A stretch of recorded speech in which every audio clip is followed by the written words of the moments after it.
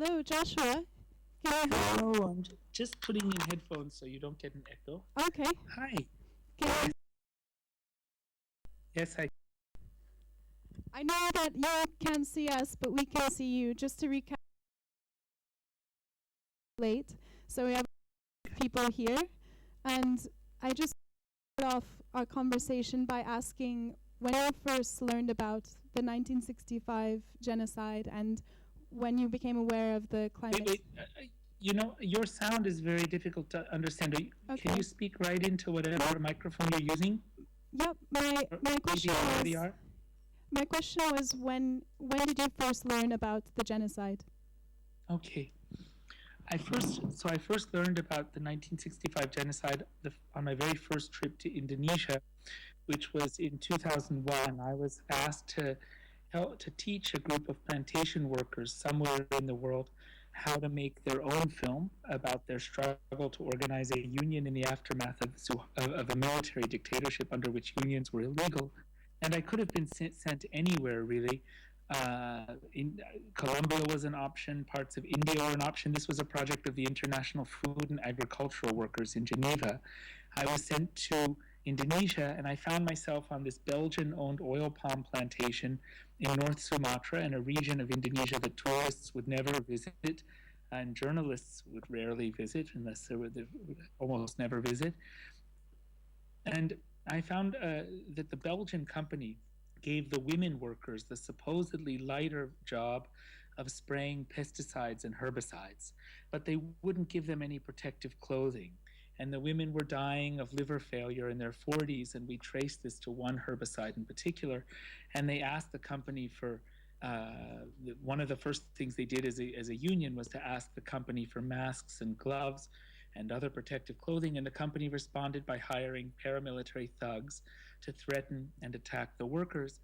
And the workers simply and immediately dropped their demands, explaining to me, although this is a matter of life and death for us, we cannot pursue this further because in 1965 there was a mass killing here, and our parents and grandparents were members of the National Plantation Workers Union, and for that reason they were seen as likely opponents of the new military regime, and they were killed, and we are afraid this could happen to us again because this paramilitary group that the company has hired was the main organization in this region to kill with the army, to carry out the killings on behalf of the army, and they're still powerful, and so we're dropping this. And that was how I came across the genocide, through this understanding that what was killing these women, what was killing my friends, what was keeping palm oil so cheap at the same time as costing these women their lives was not just poison, but also fear. Thank you, Joshua. And moving on to this specific film, how did you first become introduced to Adi, and was the plan always to look at the bigger context through an individual, and how did that come about? I missed the second half. How was I introduced to Adi? And it's not that you're breaking up, it's just the sound, it sounds like the microphone is very imprecise.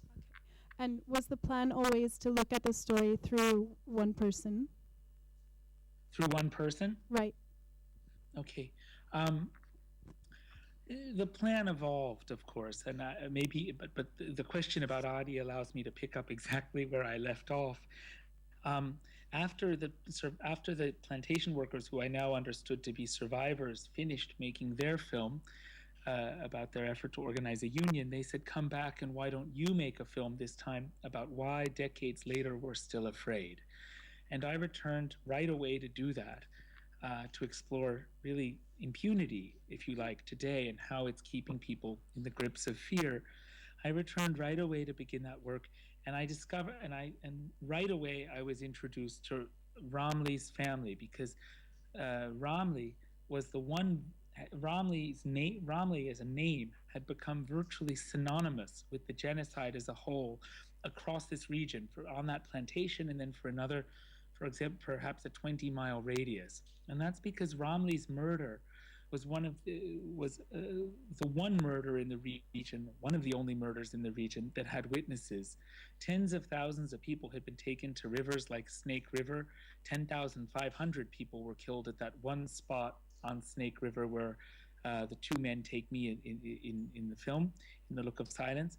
And all these people were killed, and their families were never told what happened. So the families were condemned not to be able to mourn, not to be able to work through their grief, because they couldn't even say that their loved ones had died. They would, out of respect for the ever sort of fading but never quite vanishing hope that their loved ones might still be alive somewhere, they would say they haven't come home yet. And that condemned, trapped people in this kind of uh, prison of grief, really. And but they could talk about Ramli because his murder had witnesses, and indeed that grave you saw Rohani and Adi visiting Ramli's grave in the film, and the grave is located in that very oil palm plantation where I began my work. And I think over the decades, people would speak about Ramli to give expression to the loss that they couldn't talk about in their own families, and so his name became this kind of synonym for the genocide. I was introduced to Rohani and Rukun, Ramli's parents. I fell in love with Rohani right away, and she insisted I should meet Adi, saying Adi, she was able to continue living because she had him. And she said that if I wanted to understand what she lost, I should meet him because he looks like Ramli, acts like Ramli, talks like Ramli. She saw him as a sort of reincarnation of Ramli, and she called him to the village. And I met this young man who was desperate to understand what had happened to his family. He knew the government propaganda that he'd learned in school. There was a propaganda film that every school child had to watch that more or less graphically depicts what you see being taught in school to Adi's son. And that propaganda film was mandatory viewing for every year for every child in Indonesia. In fact, if you've seen the act of killing and you've seen the uncut, the complete 2 hour and 40-minute version of the film, you see Anwar and Adi Zulkadri, the two death squad leaders in that film, commenting on the propaganda film and describing how, although they know it's a lie, it still makes Anwar feel better about himself. In it suggesting that the capacity to live with evil in human beings depends upon our ability to lie to ourselves. Anyways, Adi knew the propaganda, and he knew the details of Ramli's murder, which he'd heard from his mother, as he would put it, morning, noon, and night. But he didn't know anything else, and he was desperate to understand what had happened to his family, what had happened to his village, what had happened to his country to make everything as it is. He would play with children in his village and not knowing that every household had lost between 1 and 5 people in the genocide. No one talked about it. And so he latched onto my filmmaking out of fear, of course, they didn't talk about it. And he latched onto my filmmaking as this way of trying to understand what had happened. And initially, no, I did not understand it would be a story about where I would focus on one person and one family. That came later as I tried to find ways of making this not a window onto a far off country and a far off political situation that you knew little about and cared even less about before you start seeing the film, and rather a mirror in which we see ourselves. I wanted to immerse you in one family so that you can experience what fear and unresolved grief does to human beings. What does 50 years of being silent and afraid do to people? And for that, I wanted you to feel, not to get a kind of, I didn't want you to extrapolate from multiple accounts, sort of typical experiences, which would be a kind of abstraction, but actually to immerse yourself in the singularity and of one family, and to feel Adi as you or your brother, and to feel his children as your children, and his parents as your parents and your grandparents, so that the film really becomes about you. And paradoxically, by being smaller, more microscopic rather, it becomes bigger. It becomes, because it becomes universal. At first, Adi was gathering survivors from across his village and from his family to tell me their stories. And after 3 weeks, this was all in early 2003, the army threatened the survivors not to participate in the film. And Adi then called me to a midnight meeting in his parents' home with some of the other survivors. And they said, please don't give up. You're here, you speak the language. Please work with us, but try to film the perpetrators. And that's what led to the making of The Act of Killing. And then afterwards, before The Act of Killing had its first screening, I returned to shoot The Look of Silence, and that was in early 2012. And to follow up on your answer, correct me if I'm wrong, but this is the first film in which a victim confronts the perpetrators directly. Um, what Yeah, it's. Mhm. what measures did you have to take to protect Adi and his family? Well, we took. I think I'll answer. We had to take a number of practical steps. Like we had to have a getaway car whenever we were confronting somebody of any power, so that audio would be, as soon as we were finished shooting, we could get audio out of there uh, before we even broke down, before we even started to break down the equipment, so that, and the perpetrators would rarely realize that he had left. Sometimes they would because they'd have people in the front of the house, but the people in the front of the house, the guards, wouldn't know necessarily what had transpired in the back or inside where we were shooting. We would have Adi's family at the airport ready to evacuate if anything went wrong. We would have Adi would come with no ID so that if we were detained, we would hopefully be able to get help from our embassies. There was British, American, and Danish embassies involved. I have both British and American nationality, and the crew was Danish.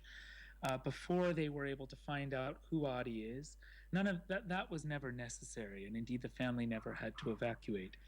Um, and I'll just maybe elaborate on this by describing how we came to do this. I returned in 2012, as I said, after editing The Act of Killing, but before it had its first screenings.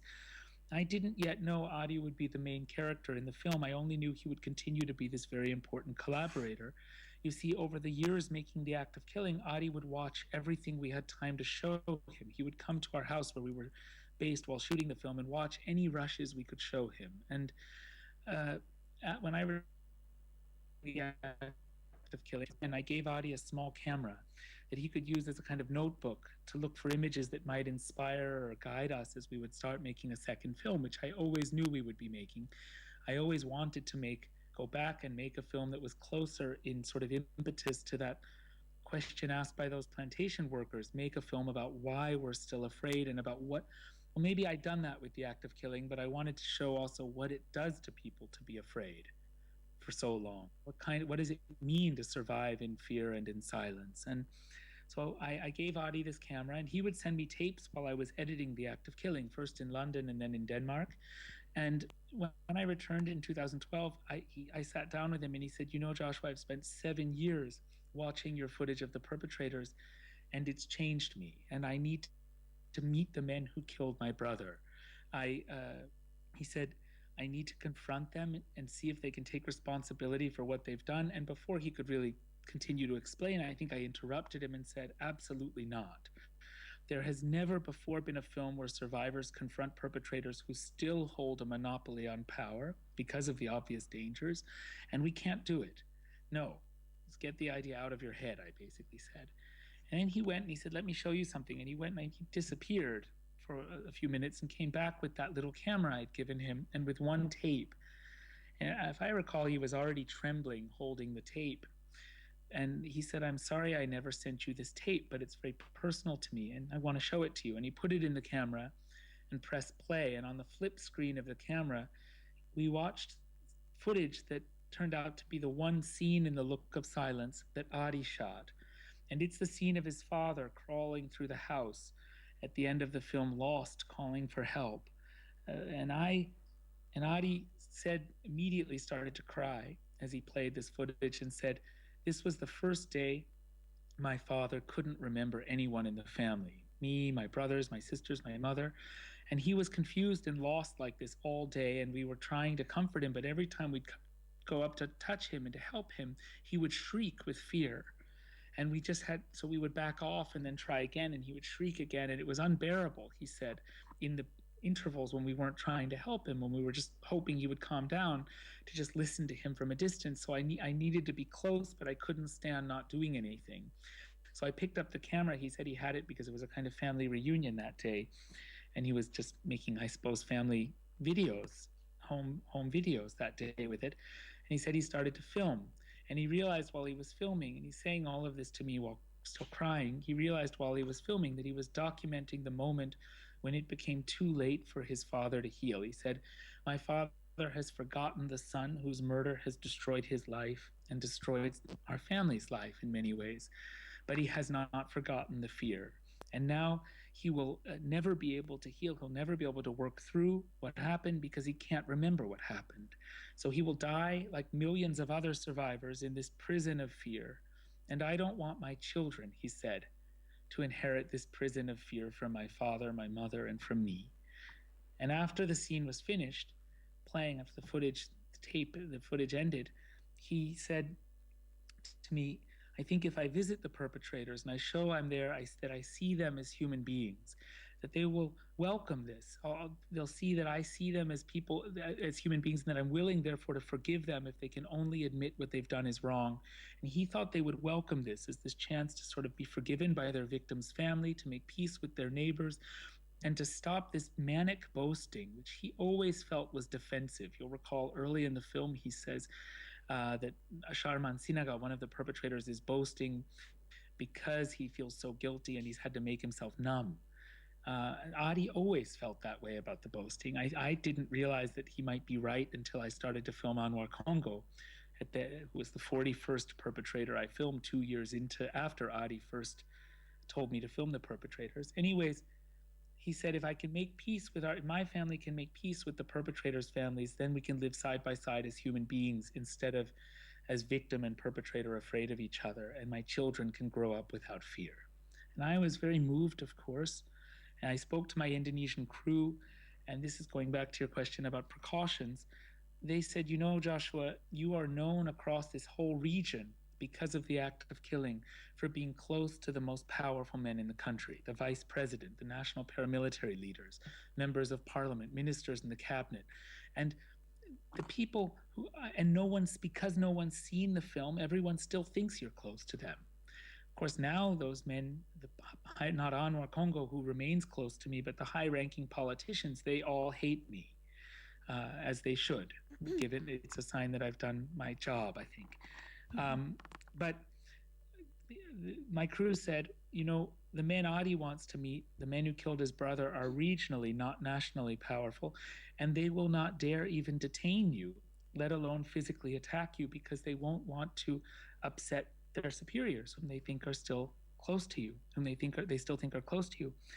And so I went to Adi and I said, maybe it's possible to confront the perpetrators. We have to be prepared to stop at any point if there's danger. We have to explain what we're doing to your family before we've taken any meaningful risk, and they have to agree. And if they don't agree, we shouldn't do this. And if we do it, we may not be able to release this film, whatever film it might create, unless we can find a way of doing so safely that everybody's comfortable with. And I said to Adi, and also, even if we can figure all of that out, I have to warn you, I do not think we will get the apology you're hoping for. I think that you know, I worked with Anwar Congo for 5 years making the act of killing. And if you've seen the uncut version of the act of killing, that so-called director's cut, after 5 years, Anwar's retching over his own guilt. But between bouts of retching, he's still repeating the lie, saying, my conscience told me they had to be killed. He's still justifying what he did. He still lacks the courage to admit consciously that it was wrong. And I felt if I couldn't get there in 5 years with Anwar Congo, how will I get there in an hour? How will we get there in an hour with the perpetrators? I told Adi, I think that, in fact, these confrontations will fail to lead to reconciliation. But maybe if I can film with precision and empathy and intimacy the complex human reactions that are inevitable when you go into someone's home and say, look, you've killed my brother, please can't you take responsibility for this for the sake of our children, which is essentially what he was doing. If I can capture the inevitable panic and then anger and defensiveness and fear and shame that's all trying to hide, if I can show all of that, then we can make visible the previously invisible abyss of fear and guilt that's dividing everybody in this society, and we can show really how torn the fabric of Indonesian society is, so that anyone seeing the film, especially in Indonesia, will have to support truth, reconciliation, and justice. And in this way, we might succeed through the film as a whole, where we might fail in the individual confrontations. Thank you. Well, I would like to open it up to questions from the audience here. So we'll try to speak as clearly as we can so you can hear everything. So anyone with questions that they'd like to ask? Yeah, I'm just passing the microphone. The question was, Joshua, where does the title come from? Where is what? Where does the title of the film come from? I'm so sorry. Where is what? Where does the title of the film? Oh, the title, sorry. Um, the title for me, actually, I had the title The Look of Silence as a working title before the act of killing was even called The Act of Killing. The Act of Killing had the working title Free Men. And I went to Indonesia to shoot The Look of Silence, as I said, after I'd edited The Act of Killing when it was still called Free Men. And I had this working title because for me it defines, of course, it has many layers of meaning. Might refer to the look on Adi's face as he's watching the footage of the man who killed his brother, and it may refer to the silence that is of the perpetrators when confronted with Adi's request for them to take responsibility and to acknowledge the meaning of what they've done. It may refer to, well, may refer to all of these things, but before I knew that Adi would confront the perpetrators or that he would be the main character, before I even knew, is to go back to your first question, or one of your first questions, that this would be a film focused on one family and one character, I had this title because I thought because it defines a project, and the project is trying to make visible this invisible thing, silence. The project of trying to make silence visible, and it's a silence born of fear, something even less visible than silence. And how do you make fear visible? And I had this phrase, often when I'm shooting, I'll have a phrase to kind of focus me and focus my lens and focus the way I'm approaching scenes. And this was my phrase, The Look of Silence. And the title, of course, acquired some depth when we came up with the idea that Adi, being an optometrist, might begin these confrontations with eye tests, which would disarm the perpetrators, lead them to their guard would be down. They would be more likely to open up to Adi about what they did, as they had done to me years earlier in the footage that Adi would study in order to prepare for the confrontations. Realizing that, of course, being that given that it's an eye test, Adi could prolong it for as long as necessary until all of the crucial details of what the perpetrators had done were able to emerge. And that, of course, meant that Adi ideally would never have to say, I know what you did from what you said to Joshua years ago, which would make them feel, of course, trapped and set up. And so the eye tests initially served this very practical purpose, but very quickly I saw they would be this powerful metaphor for blindness. And that added a layer of meaning to The Look of Silence. And so when I finished shooting The Look of Silence, I knew this would be the final title of the film. And I decided to replace the title Free Men with a title that would mirror somehow The Look of Silence, and ultimately came up with The Act of Killing. So the title, The Act of Killing, came second. Thank you. We have another question. I'm just passing the microphone. Do you think these two documentaries might be useful for Indonesia society to move on, to heal? And what about the family protagonists of this film? Do you think this was useful, these two films, The Act of Killing and The Look of Silence, for Indonesia? I think they were, what's the adjective you used?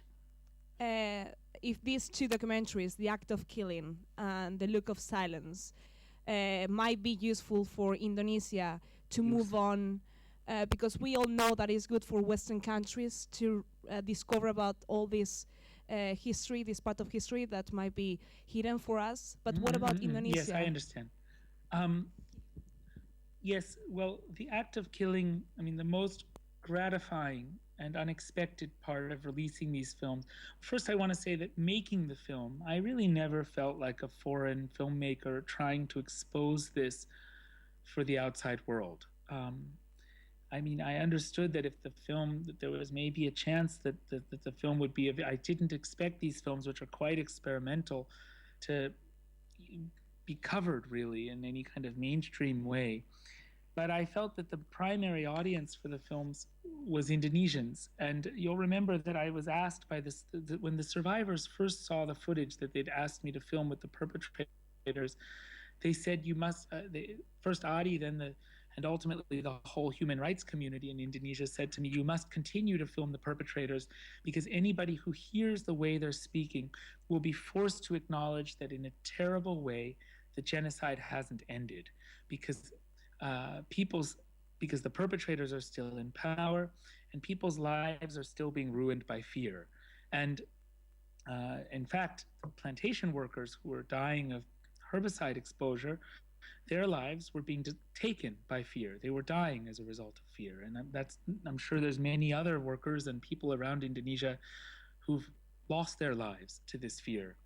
And I had so from that moment on, they essentially were saying, make a film with the perpetrators and expose the lie that what happened was heroic.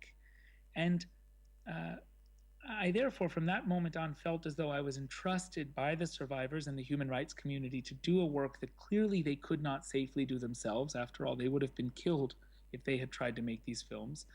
And I felt, therefore, much more like their agent than I ever felt like a foreign filmmaker, an American or British filmmaker, going into Indonesia to make these films for outsiders. And I think because of that, so that, and then I would say that the act of killing, the first film that came out first, and it helped the most. I know what I wanted to say. That I didn't expect. That I hoped that maybe the film would expose that this was that the notion that the genocide was heroic was a lie, just as the survivors hoped and the human rights community hoped. But I didn't realize that everybody in Indonesia already knows it's a lie, but simply had been too afraid to say it. So the situation when these films came to Indonesia was rather like the story The Emperor's New Clothes, where everyone knows the king is naked and just can't say it. Adi Zulkadri, one of the death squad leaders in the act of killing, says very clearly in the film, but I don't think I understood that this really might happen, that he said, if we succeed in making this film, it will show everybody in Indonesia that what they've always suspected is true, namely that the lie justifying what we've done is exactly that, it's a lie, and that we were wrong. That he thought he was saying that everyone already knows it's true but can't say it, and that's what's happened. The act of killing helped catalyze a fundamental transformation in how Indonesia talks about its past, with the mainstream media talking now, whereas the mainstream media was once, with very few exceptions, or before, with very few exceptions, silent about the genocide or celebrating the heroic extermination of the Indonesian left. Now they talk about the genocide as a genocide, and they talk about as a crime against humanity, and they talk about the criminal regime that the perpetrators have built, which in a way that they never could before. Indonesia's leading news magazine, in response to the film, published a double edition where they gathered 1,000 pages of testimony of boastful perpetrators from all over the country. So, published 75 pages of it with a lead editorial saying how the act of killing forces us to see that we live in a nation of gangsters, and we've all known it, but just haven't been able to say it before. And the act of killing was screened thousands of times across Indonesia in networks of community groups, film clubs, universities. Then we made the film, NGOs. Then we made the film available for free online. It was downloaded millions of times. And finally, when the act of killing was nominated for an Academy Award, it led the government of Indonesia to finally break its silence about the killings, about the film rather. The president's spokesman said, look, we know what happened in 1965 was a crime against humanity. We know we need reconciliation. We just don't need a film to push us to do this. So it wasn't supportive of the film, but it was wonderful because it was the first time they'd admitted that it was wrong. And then into this space opened by the act of killing, the look of silence has come out in a much bigger way. The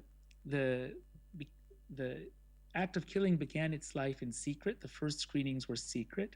The Look of Silence, by contrast, is distributed by two government bodies, the National Human Rights Commission and the Jakarta Arts Council, something unimaginable if the act of killing had not come first. And the first screening was held in Indonesia's largest theater, a venue for 3,000 people. There were billboards around Jakarta announcing the screening. a venue for 1,500 people. There were billboards around Jakarta announcing the screening. 3,000 people came, including the British ambassador, but mostly almost entirely Indonesian apart from that. They put on 2 screenings so that everybody could see the film. Adi came to both screenings as a surprise guest and received a 15-minute standing ovation. This was on November 10th last year, which is National Heroes Day. And trending on Twitter around the world, because Indonesia is the world's largest Twitter-using country, was today we have a new national hero and his name is Adi Rukun. A month later, on December 10th, International Human Rights Day, the film came out around the country, building on the network of community groups and film clubs and so on that had released The Act of Killing. There were 500 public screenings on the first day. The film was called the Film of the Year over the next few weeks in the Indonesian media, because it was the end of the year and the end of the year lists were coming out. And by now the film's screened over 4,000 times for 3,000. We estimate for 350,000 people. Soon the film will be online, like The Act of Killing is. And the movement for truth, reconciliation, and justice that's been energized by the film has prompted the government to introduce a truth and reconciliation bill into parliament. It's woefully inadequate. They say that the perpetrators should remain anonymous, that there should be limited community participation. And so there's a lot of work that needs to be done to improve that bill by the human rights community and by the public at large. But it's a great step because it sort of enshrines the acknowledgement that what happened was wrong. Now, this powerful impact has also inevitably triggered a sort of backlash from the Indonesian army, which as a kind of which has formal legal immunity in Indonesia. If an army general orders the murder, a massacre of an entire village, he cannot be put on trial unless the army itself decides to convene a military tribunal to try him, which means the army is above the law, and so inevitably, given that they have the most lethal force in the country, a shadow state has emerged around the army, consisting of paramilitary groups and intelligence bodies. And these groups have been adamantly opposed to the film, adamantly opposed to a presidential apology, adamantly opposed to changing the national school curriculum. And they've pressured the film censorship board to have the film banned from commercial cinema screenings. But there's really, the film is out. It's out more widely than a commercial theatrical release could ever achieve in Indonesia. And the media is furious about the ban, and their National Human Rights Commission is appealing it. Thank you so much. And then much. you asked a question about Adi's family. I know this was a long answer, but I think it's important. I want to speak a little bit about the safety of the family, too. We, before the film came out, about 16 months ago, we all met in Thailand, because I cannot safely return to Indonesia as a result of threats I received stemming from the act of killing. We met in Thailand to watch a fine cut of the film and to ask the family whether we should not release the film until either the perpetrators have died or there's been greater change in Indonesia, or whether we should release the film and the family should move temporarily, at least, to Denmark, where we're based. And we showed the film, and everybody who saw the family, Adi's family, my Indonesian crew, the team that had released The Act of Killing, and a number of human rights activists said the film must come out now, because The Act of Killing has already, this was right after the Oscars, and The Act of Killing, they said, has already opened up such a discussion, there's such momentum, it should come out now. Adi's family said, we're happy to move to Denmark. But the team that released The Act of Killing said, we think that in fact, there's been so much change that if we're able to assemble a robust enough team that can look after Adi's family's safety, maybe Adi's family can stay in Indonesia, and we can, and Adi will play a very central role in this new movement for truth, reconciliation, and justice, and we can keep evacuation to Denmark as a kind of plan B. That's what's happened, together with the true, and Adi, in fact, has not received a single threat since the film has come out. So positive, and I think therefore protective, has been the reaction from the media. And then we've worked hard to turn this terrible situation that a family that's seeking to create conditions for forgiveness and reconciliation with their neighbors should be treated as fugitives and have to move to another part of the country. We've tried to turn this terrible situation into opportunities for the families in the best way we can. We have raised money for the children to go to whatever university they should wish, for Adi and his wife to open a brick and mortar optometry store so they no longer have to go door to door selling glasses, which was a very hand to mouth existence. And indeed, Adi's been splitting his time over the last year, traveling with me abroad, traveling inside Indonesia with the film, and selling glasses. Okay, thank you. Were there any questions that I missed? We have another question. Just one more. In both films, you used shots of malls. I was wondering if there was any symbolism behind that. I'm so sorry. Someone has to repeat that closer to the microphone, or just ask again slowly. You used shots of shopping malls. Shots of shopping malls in both films. Yeah, was there symbolism behind that? Yes, certainly. First, I want to, for me, I think those shots make me feel, is this what it was all for? You know, the act of killing, the uncut version, which if you haven't seen it, if you haven't seen the act of killing at all, or if you've seen it and only seen the shorter 2-hour version, I strongly encourage you to see the uncut film. It's 40 minutes longer, and it's I think the more gentle, profound work. It's what Werner Herzog has called, in fact, the only legitimate version of the film. I don't know if I'd go that far, but I certainly think it is the definitive version of the film. It is punctuated by these, the director's cut of the act of killing is every sequence culminates in these abrupt cuts to silence. And these are these haunted landscapes, so often landscapes in the city of Medan where we shot the film or its environs, but sometimes shopping malls, as you pointed out. And these are shifts in the perspective of the film. The landscapes are shifts from the perpetrators to the absent dead, whom I hope haunt every frame of the film and who certainly haunt the space in which the perpetrator's fever dream unfolds.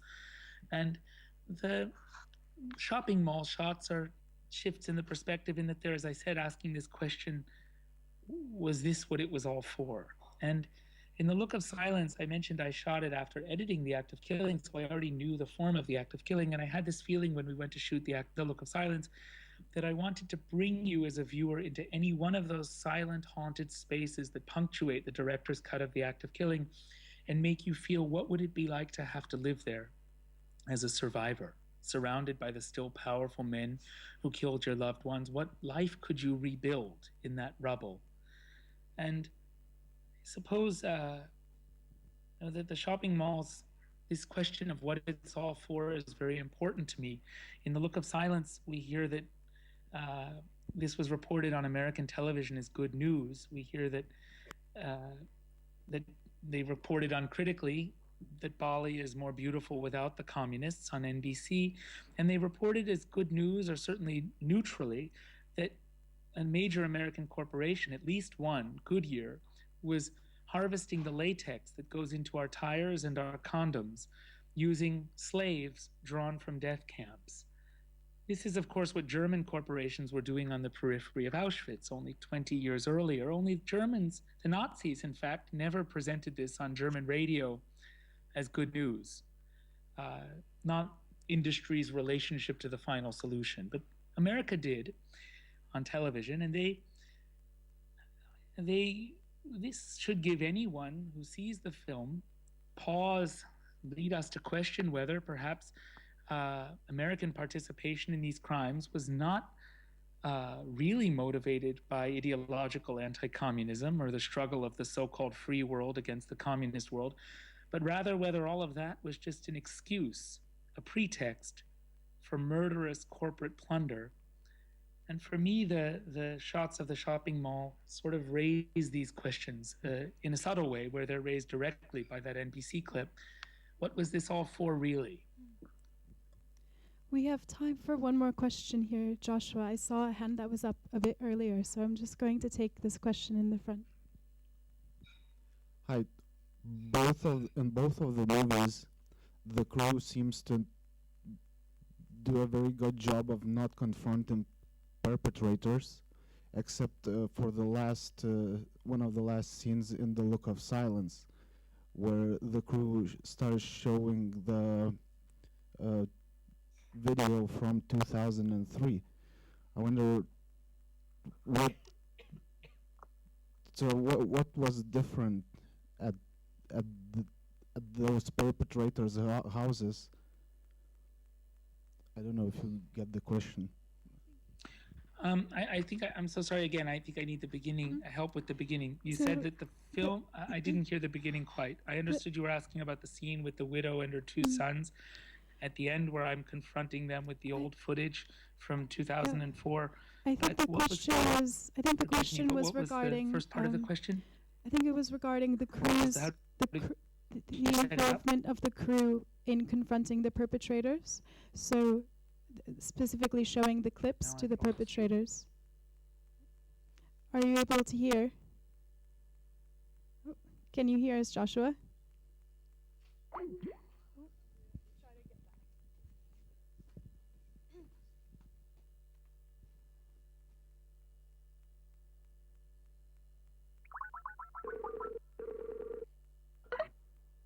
Okay.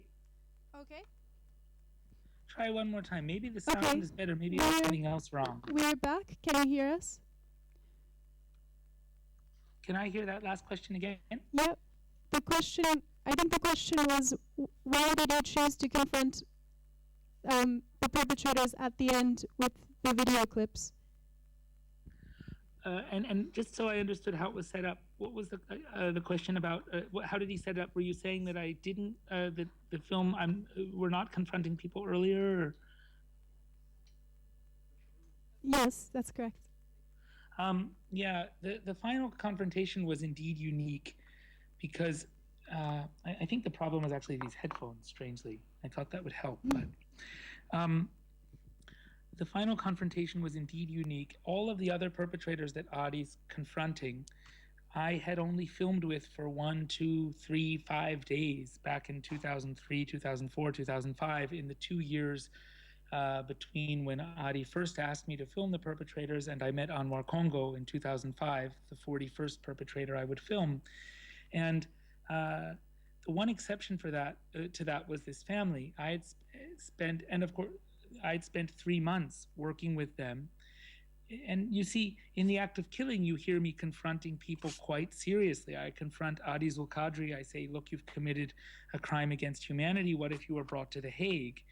I tell Anwar, you're not feeling what your victims felt. They were dying. You're just acting. I could confront them in that way because I knew them. I'd spent a long time with them. And here, too, with this family, I'd actually spent a long time with them. I'd spent 3 months working with the widow, with the wife, the 2 sons, and the father when he was still alive to act out, dramatize the contents of that memoir that the father had written. It was a kind of dry run for what would become the act of killing. He eventually withdrew from the project because of diabetes that he was having difficulty controlling.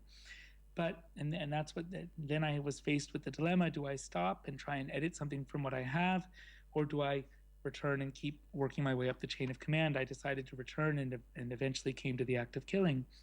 But on this day, because I'd filmed with them and knew them so well, and I knew that they all knew what the father had done, it never even occurred to me that they would say they didn't, because of course I would know that they're lying. And so the idea with that scene was we would go there. Adi would say, look, you know who I am. I know who you are. We are neighbors from this village. And it's not your fault what Amir Hassan did. It's not your fault what your father did, what your husband did. And we have to live together. What if one day my daughter wanted to marry your son or your grandson? Wouldn't it be terrible if we couldn't come together for them as a family and live together as human beings? This was the idea, and I thought this was the one scene where we were likely to get a real a real rapprochement with actually Adi and his family's immediate neighbors. And they recognize, I mean, we did get a very beautiful apology and an unnecessary one in the sense that she had done nothing wrong from the daughter of the old man, the perpetrator in the previous scene, the scene just before. But here, these were Adi's immediate neighbors, and I thought they would be able to come together. And because they knew Adi, I think they panicked that I turned up with him at their house. They were just as, maybe not just as afraid of him, but just as wary of the survivors as the survivors are terrified of the perpetrators. And so they did this thing that was unimaginable to me. They lied. And I'm pushing them to look at this old footage, in fact, not because I'm angry, not because I'm trying to humiliate them or punish them for lying or catch them in their lie. I'm simply trying to get past this denial so that we're able to finally have this discussion for which Adi had come. And I failed. They did this very human thing, which is to stick to their lie, to defend their mother in her lie. She's the first one who lies. And I left that scene feeling as though it was a complete waste, that we had nothing, that we'd upset them.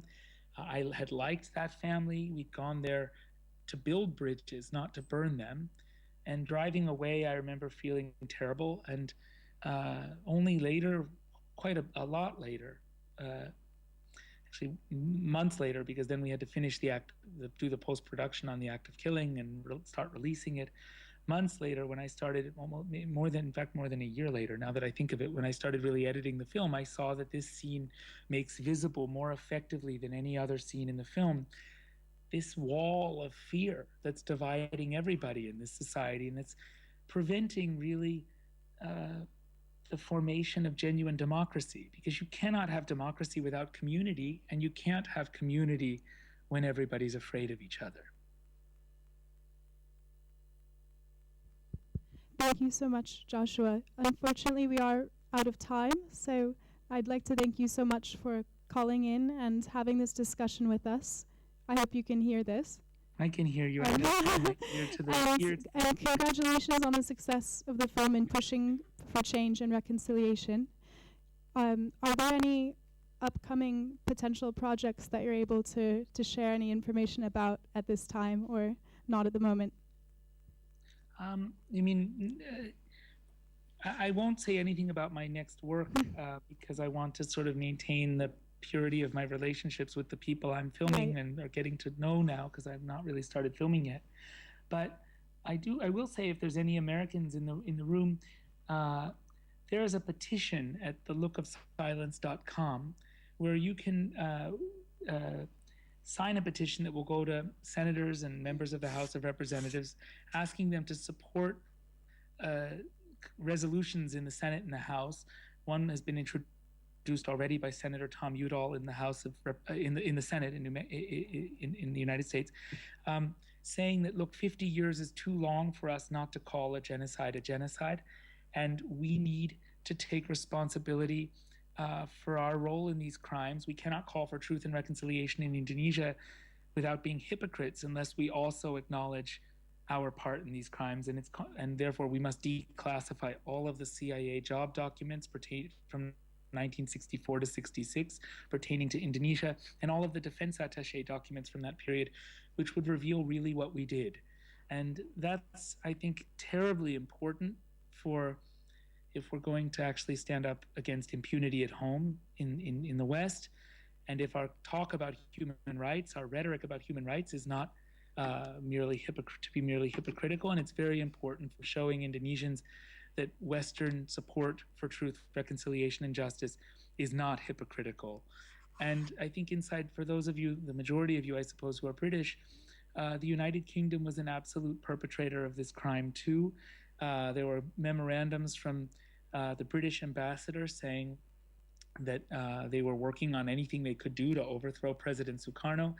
And the UK was the main source of arms for the Suharto regime, the military dictatorship which came to power throughout the course of the dictatorship, even when they were committing genocide in East Timor, killing a third of the population. So we also need to start a conversation in the UK demanding that the government declassify its documents and reveal its secrets about participation in these crimes.